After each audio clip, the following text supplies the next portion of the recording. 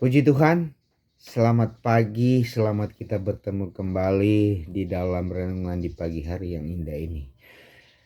Kita bersyukur kepada Tuhan karena kebaikannya kita masih bisa menikmati hari yang indah dan hari yang diberkati oleh Tuhan di dalam kehidupan kita. Sebelum kita akan melakukan aktivitas, kita akan melandasi kehidupan kita dengan kebenaran firman Allah sebagai renungan untuk dapat menjadi pegangan di dalam kehidupan kita. Puji Tuhan. Tetapi sebelumnya mari kita berdoa. Kita berdoa. Bapa di surga, terima kasih banyak Engkau Allah yang baik, Allah yang mengasihi kami. Kami bersyukur di hari yang indah ini Tuhan sudah tolong, Tuhan sudah menyatakan kasih setia dalam kehidupan kami. Kami bangun dengan tubuh yang sehat, tubuh yang diberkati oleh Tuhan, dan siap untuk dapat kembali menikmati berkat-berkat Tuhan di dalam kehidupan kami sepanjang hari ini. Terpujilah nama-Mu Tuhan, tolong kami semua dan kami siap untuk mendengarkan firman Tuhan. Berikan kemampuan hikmat dalam kehidupan hamba-Mu, bahkan urapi kami semua. Terpujilah nama-Mu Tuhan, kami siap dan kami sambut firman-Mu di dalam nama Tuhan Yesus, Tuhan dan Juru Selamat kami. Haleluya. Amin. Puji Tuhan. Saudara-saudara dikasih oleh Tuhan, di pagi hari yang indah ini kita akan melandasi firman Tuhan di dalam kitab Yesaya pasalnya yang ke-14. Kita akan membaca ayatnya yang ke-13 dan 14. Yesaya pasalnya yang ke-14 ayatnya yang ke-13 dan 14. Saya akan bacakan, bunyinya demikian. Engkau yang tadinya berkata dalam hatimu, aku hendak naik ke langit dan aku hendak mendirikan takhtaku mengatasi bintang-bintang Allah, dan aku hendak duduk di atas bukit pertemuan jauh di sebelah utara. Aku hendak naik mengatasi ketinggian awan-awan, hendak menyamai yang maha tinggi. Puji Tuhan, saudara-saudara. Kemudian kita akan lanjut di dalam kitab Efesus pasalnya yang ke-6 ayatnya yang ke-11 dan 12 bunyi jadi demikian. Efesus pasalnya yang ke-6 ayat 11 dan ayatnya yang ke-12 bunyi jadi demikian. Kenakanlah seluruh perlengkapan senjata Allah supaya kamu dapat bertahan melawan tipu muslihat iblis. Karena perjuangan kita bukanlah melawan darah dan daging, melainkan pemerintah-pemerintah, melawan penguasa-penguasa, melawan penghulu-penghulu dunia yang gelap ini, melawan roh-roh jahat di udara. Sebab itu ambillah seluruh perlengkapan senjata Allah supaya kamu dapat mengadakan perlawanan pada hari yang jahat itu dan tetap berdiri sesudah kamu menyelesaikan segala sesuatu. Puji Tuhan. Saudara-saudara yang dikasih oleh Tuhan, pembacaan firman Allah kita pada pagi hari ini berkaitan dengan bagaimana penguasa. Nah, kita tahu saudara-saudara, penguasa di dalam kerajaan. Nah, penguasa di dalam kerajaan baik di dunia ini maupun di surga. Yaitu ada penguasa yang itu pemegang kerajaan Allah dan Allah sendiri sebagai raja. Kemudian ada penguasa di dunia ini yaitu iblis. Jadi ada dua kerajaan, iblis. Nah, sudah dikasih oleh Tuhan, kita tahu iblis adalah seorang yang dipercaya oleh Allah, ya, kemudian dengan keberadaan kehidupannya dia ingin menyamakan diri sebagai Allah sehingga dia dicampakkan. Siapa namanya? Yaitu Lucifer. Nah, saudara-saudara dikasih oleh Tuhan, sebelum lebih jauh kita akan melihat akan keberadaan sebagai penguasa. Nah, saudara-saudara yang dikasih oleh Tuhan, kita lihat Lucifer ini dengan kesombongan yang ada di dalam dirinya, dia ingin menyamai Allah, kemudian dia dicampakkan sehingga dia tidak lagi bersama-sama dengan Allah. Nah, saudara-saudara yang dikasih oleh Tuhan, di dalam kehidupan kita tentu perlu kita tahu bahwa, dan mungkin menjadi suatu pertanyaan, iblis dan setan itu sama atau tidak? Nah, saudara-saudara, tetapi kita pelajari bahwa iblis itu adalah suatu oknum yang memang dengan keinginan keberadaan kehidupannya dia dicampakkan sehingga dia dikategorikan sebagai lawan dari Allah. Iblis itu adalah lawan dari Allah. Sedangkan setan itu, saudara-saudara, sering itu berkaitan dengan sifat keberadaan dari iblis itu sendiri, yaitu sombong, iri hati, pendengki. Nah, saudara-saudara, sehingga seringkali manusia suka kita katakan, kamu ini setan ya. Karena apa?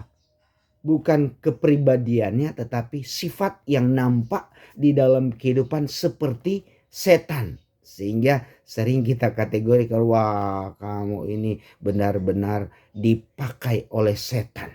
Nah, saudara-saudara yang dikasih oleh Tuhan, kita tahu setan itu keinginannya untuk supaya, atau iblis itu ingin supaya keberadaan kehidupan kita benar-benar berada di dalam penguasaannya. Sehingga wujud dari iblis itu suka nampak di dalam kehidupan manusia. Nah, tetapi sebagai orang percaya kepada Tuhan Yesus yang sudah diselamatkan, kehidupan kita adalah kehidupan yang menunjukkan kepribadian Kristus. Amin.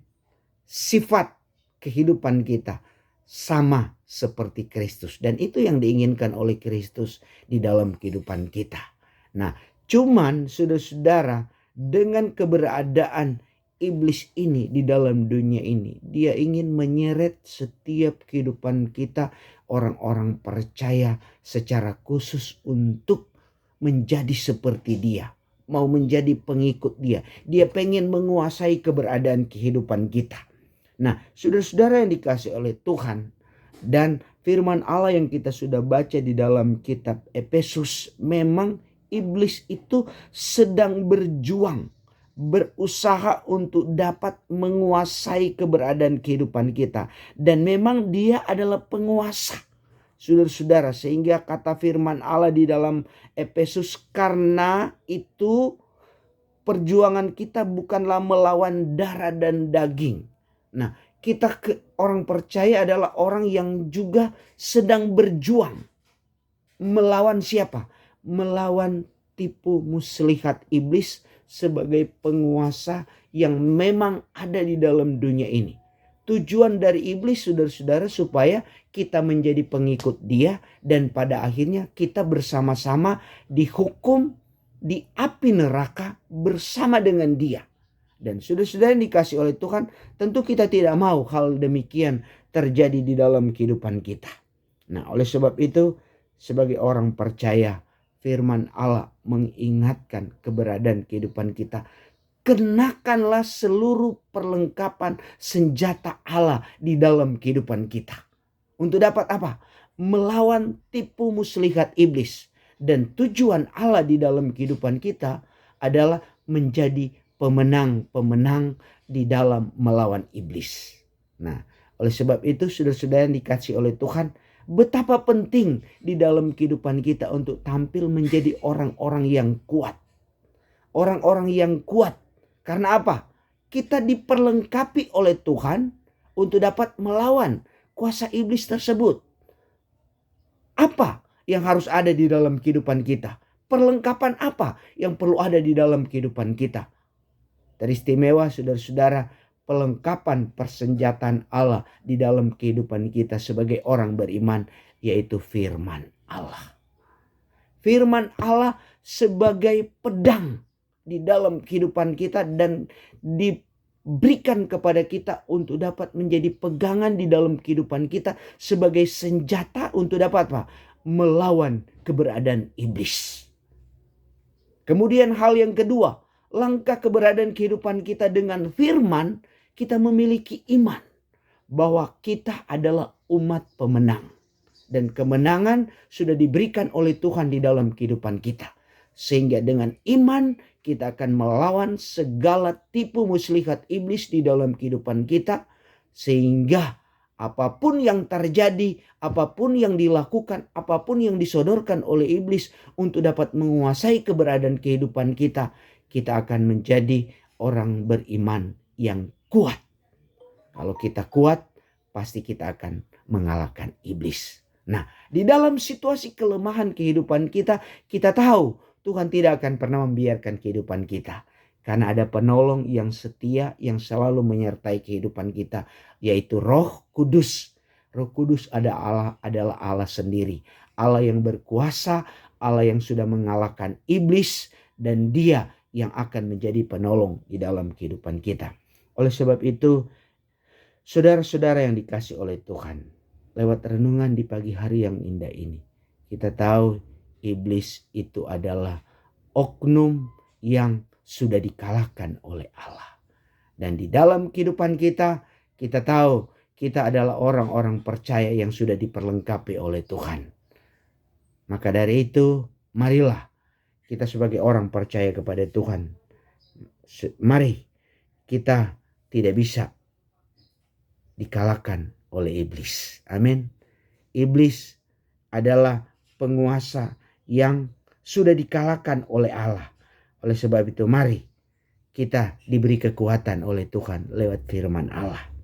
Kita tahu iblis selalu berusaha, tetapi lewat kuasa Allah yang ada di dalam kehidupan kita, penolong yang setia akan menyertai, memberi kemampuan, memberi kekuatan untuk dapat ada di dalam kehidupan kita melawan segala tipu muslihat iblis di tengah-tengah perjalanan kehidupan kita. Jadilah kuat di dalam Tuhan lewat iman percaya yang ada di dalam kehidupan kita.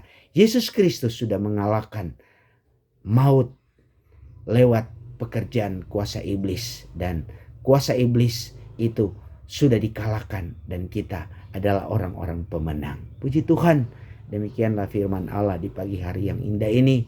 Biarlah kita berjalan dengan kekuatan Allah.